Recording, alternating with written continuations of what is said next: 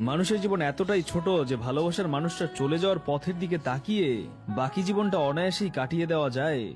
ব্যক্তিগত মতাদর্শের বাইরে যেয়ে নয়, ক্যাপ্টেনকে হয়তো অবশ্যই মাদ্রিদে চাই, তবে আর কখনো প্লেয়ার হিসেবে নয়।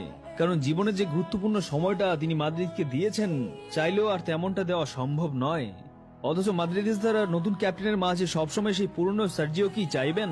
কিন্তু একজন 38 পেরোনো মানুষ মনের জোর আর কতটুকুই বা প্রত্যাশা পূরণ করতে পারবেন? প্রয়োজনে মানুষ থেকে দানবে পরিণত হওয়া, এগুলো যে এখন বড্ড প্রকৃত বিরোধী ভাবনা, আর কখনই সম্ভব নয়।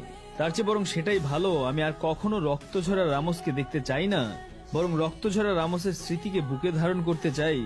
আমি আর কখনই রামোসের কাছে 92.48 পুনরাবৃত্তি আশা করি না। আমি বরং লাদেসিমার ওই মুহূর্তটাকে স্মৃতির ফ্রেমে বন্দি রাখতে চাই। মাদ্রিদে এখন পেপে নেই, মার্সেলো নেই, ওজিল নেই, রোনালদো নেই, ক্রুস নেই, ডিমারিয়া, ক্যাসিমিরো, বেল, বেনজেমা সহ আরো কত শতজন নেই।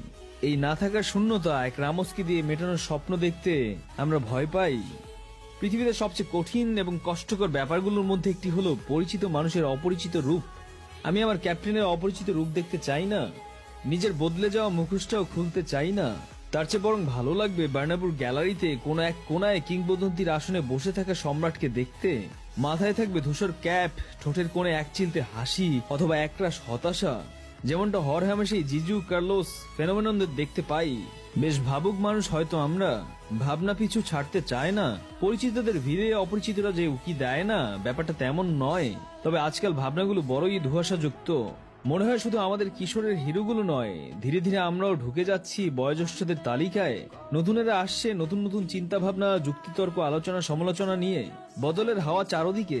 শুধু বদলায়নি মাদ্রিদ, অতীত মাদ্রিদ, বর্তমান মাদ্রিদ, ভবিষ্যৎ মাদ্রিদ।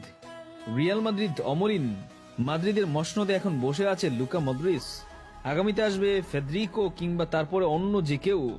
তবে কয়েক দশক পরেও মাদ্রিদিস্তাদের মনের মণিকোঠায় বেশ খানিকটা স্থান দখল করে রাখবেন কাপ্তান সার্জিও রামোস, যিনি মাদ্রিদের জন্য জীবন বাজি রেখে ময়দানে মাঠে নামতেন।